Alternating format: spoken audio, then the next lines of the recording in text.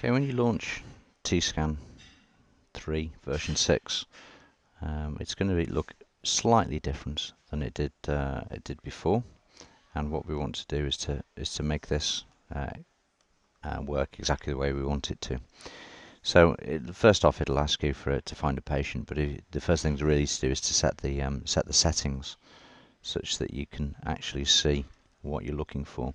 So if you click Options and then Set User Preferences, you're now presented with the user preference screen, and there's lots of different tabs in this user preference screen. So we just kind of go along these. On the graph tab, it comes by default set up pretty much the way you want to leave it, so I would leave that tab alone.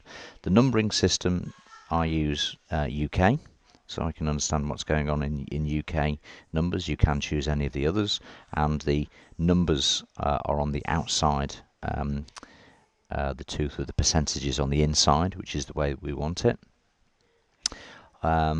We want to change the center of force icon threshold from, it comes set as standard as 10%. I think this is too high. I usually set mine as 2%, so that's at 2% of the maximum force, that's the time that the center of force icon appears on the screen. And the only other thing that I change is on the toolbar tab.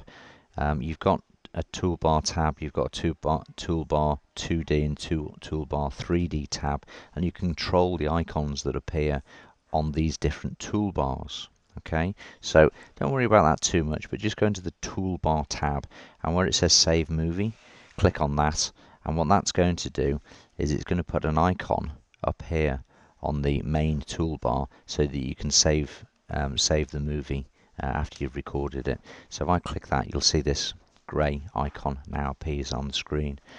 Obviously there's no movie open, so it's greyed out, but that icon has now appeared.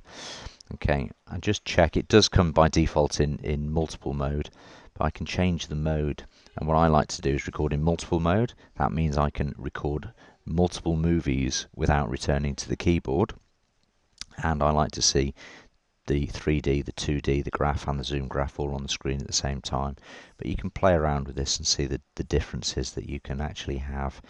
Single mode only allows you to take one movie before you then have to save that movie. Multiple mode is how we usually have it. We can take multiple movies, and then grid allows you to when you open different movies, have the windows gridded, if there's such a word, which is helpful when you're looking back at reviewing things.